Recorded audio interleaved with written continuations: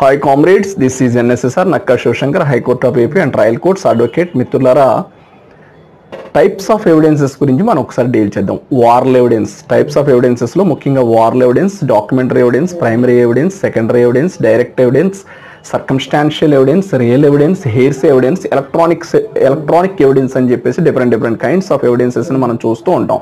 అంటే మిత్రులారా, వారల్ ఎవిడెన్స్ అంటే ఏంటంటే witness says he saw an accident, అంటే సడన్గా అతను చూసింది కావచ్చు, లేకపోతే అతను నోటితో చెప్పేటటువంటి ఎవిడెన్స్ ఏదైనా సరే, నోటితో చెప్పేది ఏదైనా సరే వారల్ ఎవిడెన్స్ లెక్కలోకే వస్తుంది.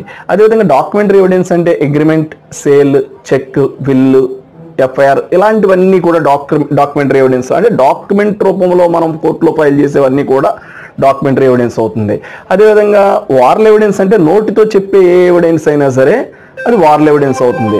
అయితే ప్రైమరీ ఎవిడెన్స్ అంటే ఏంటి? Original evidence. Primary evidence means original evidence, అంటే ఒరిజినల్ సేల్ డీడ్, ఒరిజినల్ డాక్యుమెంట్ని మనం ప్రైమరీ ఎవిడెన్స్ అని చెప్పేసి మనం చెప్పడం జరుగుతూ ఉంటుంది. ఒరిజినల్ డాక్యుమెంట్ కావచ్చు, ఒరిజినల్ సోర్స్ ఆఫ్ ఎవిడెన్స్ని కాబట్టి మనం ఒరిజినల్ సోర్స్ ఆఫ్ ఎవిడెన్స్ని కూడా మనం ప్రైమరీ ఎవిడెన్స్ అనేది చెప్పడం జరుగుతుంది.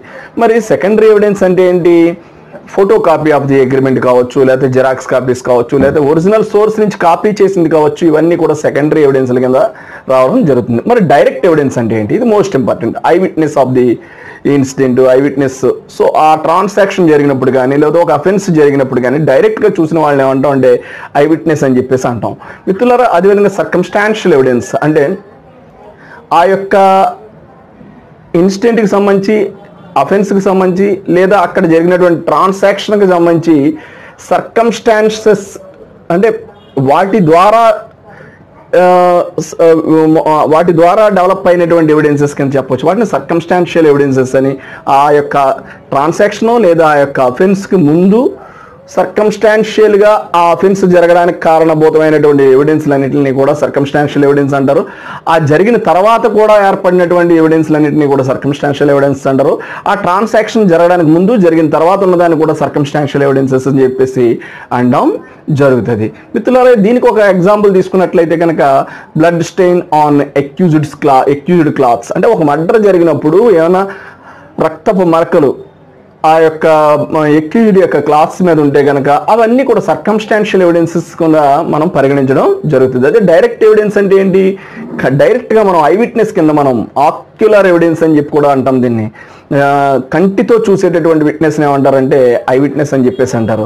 అదేవిధంగా మిత్రులారా, రియల్ ఎవిడెన్స్. రియల్ ఎవిడెన్స్ అంటే ఏదైనా ఒక అఫెన్స్ జరగడానికి యూజ్ చేసేటటువంటి వెపన్స్ ఇవన్నీ కూడా రియల్ ఎవిడెన్స్ అని చెప్పేసి అనడం జరుగుతుంది. అయితే ముఖ్యంగా నైఫ్ కావచ్చు, గన్ కావచ్చు, లేకపోతే ఏదైనా స్టిక్ కావచ్చు, లేకపోతే ఏదైనా వెపన్, ఇలాంటివన్నీ కూడా రియల్ ఎవిడెన్స్లోకి వస్తాయి. అదేవిధంగా హెయిర్సే ఎవిడెన్స్. హెయిర్సే ఎవిడెన్స్ అని వాట్ సమ్వన్ ఎల్స్ సెడ్, అంటే వేరే వాళ్ళు చెప్తే మనం చెప్పేటటువంటి ఎవిడెన్స్ని, అంటే ఇది డైరెక్ట్గా మనం చూడడం, ఎవరో చెప్పుకుంటారో ఆ చెప్పుకున్న దాన్ని మనం నమ్మో లేకపోతే దాన్ని మళ్ళీ మనం ఎవిడెన్స్గా చెప్తాం.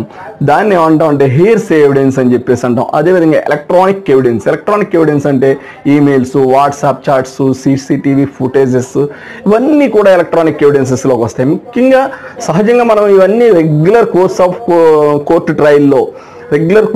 ట్రయల్లో మన యొక్క కోర్ట్ ప్రొసీడింగ్స్లో, మన కేసెస్లో భాగంగా వీటిని చూస్తూ ఉంటాం. వారల్ ఎవిడెన్స్, నోటితో చెప్పేది.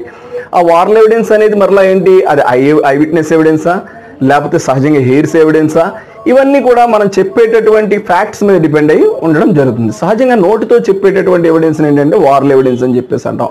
Witness says the saw an accident, అంటే నేను ఒక యాక్సిడెంట్ జరిగితే మనం చెప్తాం, అది ఐ విట్నెస్ అవుతుంది. వారల్ ఎవిడెన్స్, నోటితో చెప్పేది వారల్ ఎవిడెన్స్ అవుతుంది.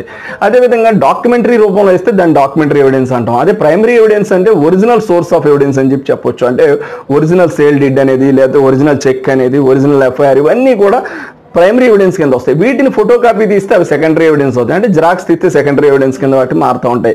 మరి డైరెక్ట్ ఎవిడెన్స్ అంటే ఏంటి? కంటితో చూసి డైరెక్ట్గా మనం చెప్పేదాన్ని డైరెక్ట్ ఎవిడెన్స్ అని చెప్పేసి అంటాం. డైరెక్ట్ ఎవిడెన్స్ అంటే డైరెక్ట్గా ఒక ఇన్సిడెంట్కి సంబంధించి డైరెక్ట్గా ప్రొడ్యూస్ చేసేటటువంటి ఎవిడెన్స్ని దాన్ని డైరెక్ట్ ఎవిడెన్స్ అంటాం. మనం కంటితో చూసి చెప్పేదాన్ని కూడా ఐ విట్నెస్ ద్వారా చెప్పేటటువంటి ఎవిడెన్స్ని కూడా డైరెక్ట్ ఎవిడెన్స్ అని చెప్పేసి అంటాం. మరి సర్కమ్స్టాన్షియల్ ఎవిడెన్స్ అంటే ఒక అఫెన్స్ జరగడానికి ముందు కొన్ని సర్కమ్స్టాన్సెస్ అనేవి ఒక లింక్ ద్వారా వచ్చి ఆ అఫెన్స్ జరిగిన తర్వాత మరలా కొన్ని లింక్స్ ద్వారా అది ఎస్టాబ్లిష్ అవ్వడం జరుగుతుంది, ఆ యొక్క క్రైమ్ ఎస్టాబ్లిష్ అవ్వడం అనేది జరుగుతుంది. సో ఈ సర్కమ్స్టాన్సెస్ అన్ని ప్రొడ్యూస్ చేసేటటువంటి ప్రూఫ్స్ అన్నింటినీ ఏమంటామంటే సర్కమ్స్టాన్షియల్ ఎవిడెన్స్ అని చెప్పేసి అంటాం. రియల్ ఎవిడెన్స్ అంటే ఫర్ ఎగ్జాంపుల్ ఒక అఫెన్స్ జరగడానికి యూజ్ చేసినటువంటి వెపన్స్ ఇవన్నీ కూడా రియల్ ఎవిడెన్స్లోకి వస్తాయి. అదేవిధంగా హీర్స్ ఎవిడెన్స్ అంటే ఏంటంటే వాట్ సమ్వన్ ఎల్స్ సెడ్, ఎవరన్నా వేరే వ్యక్తి మనకి చెప్తే ఆ చెప్పిన దాన్ని మనం మరొకరికి చెప్తే, అంటే మనం చూడండి మనం వినండి వేరే వ్యక్తి మనకు చెప్తే మనం వేరే వాళ్ళకి తెచ్చే దాన్ని ఏమంటామంటే సెకండరీ ఎవిడెన్స్ అని చెప్పి హీర్స్ ఎవిడెన్స్ అని చెప్పేసి అంటాం హీర్స్ ఎవిడెన్స్. ఎలక్ట్రానిక్ ఎవిడెన్స్ అంటే emails, WhatsApp chats, CCTV footages ఇవన్నీ కూడా ఎలక్ట్రానిక్ ఎవిడెన్సెస్లోకి వస్తాయి. This is NSSR. If you have any problem, contact 9855 90959.